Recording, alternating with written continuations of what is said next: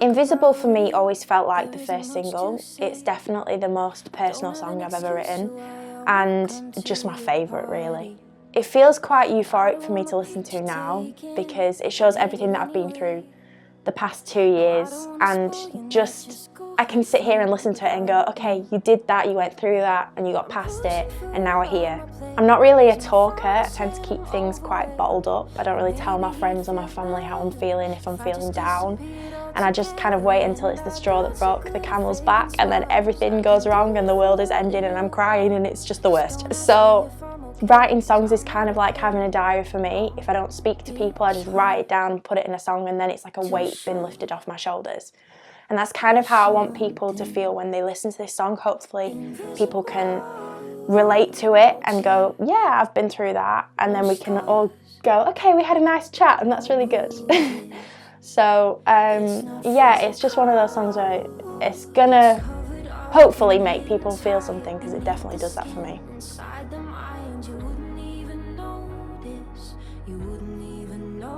I wrote Invisible in July 2018 with Adam Argyle and Lauren Aquilina, who are two of my favourite writers in the entire world. And it was just the most lovely day. I came feeling a little bit down and I had loads of notes, and I was just like, this is what I want to talk about, this is what's going on in my life. I know it's really deep, sorry to lay this on you, but can we make something beautiful out of it? And we really did. We spent the whole day just making sure that the song itself was perfect. And we didn't even bother doing any production. We just recorded it on my phone, Lauren playing the piano and me singing. And I still got that voice note and I still listen to it and I'm like, the emotion. But it was just such a lovely time to be like, forget all of that goes with it, let's just make it a really great song.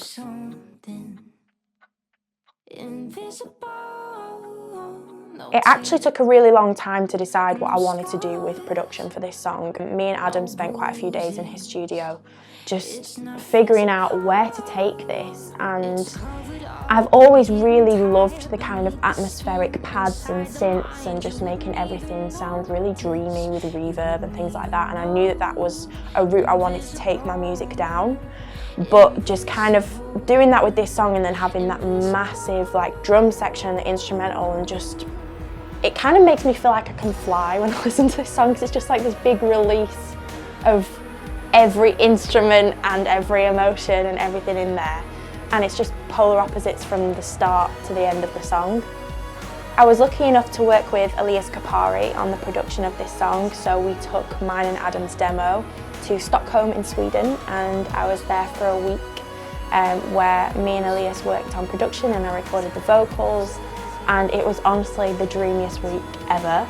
I just felt so lucky to be there. We were working in the studio where ABBA had recorded a lot of their records, and I was like, it just felt very, very real, and the song turned into something that I never imagined that it would, because Elias just brought it to life, which was incredible. Because it's such a personal song lyrically, me talking about my dad telling me that I was overweight and just general feeling pretty down, depression, anxiety, and all those kind of things that people don't really talk about in songs, I wanted to bring that in with the production as well. There's points in the song, for example, the first chorus, where all of the production just cuts out and it's just my voice. And it's not just my voice, it's vocoders, it's layers, it's just really in your face, just me, which is quite scary.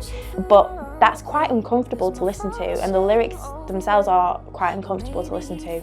I just wanted to make it all about the lyrics and this is how I'm feeling, and you will hear it. So yeah, I think the importance of just having that cut in the song and then bringing in the ticking clock, which is just like, oh my god, time is dragging.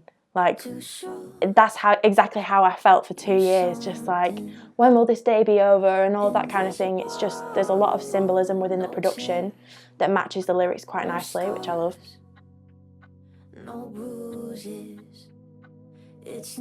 Invisible really attacks the invisibility of mental health, which I don't think anyone's really touched on in a song before.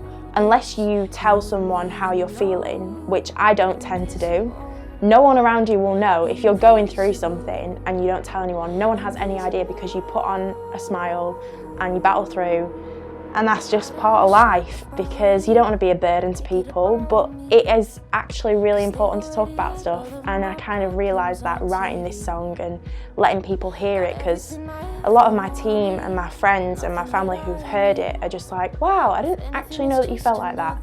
And I just kind of want to raise awareness on that, you know, mental health can be invisible in that sense, that you wouldn't even notice, you wouldn't even know that someone was going through something unless they told you.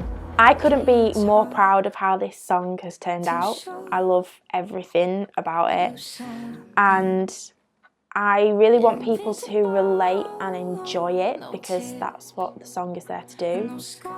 I have been so excited and was absolutely petrified to release it, so I just really want people to enjoy it. Yeah, you can go listen to Invisible right now. It's really scary to say. Enjoy it. Invisible.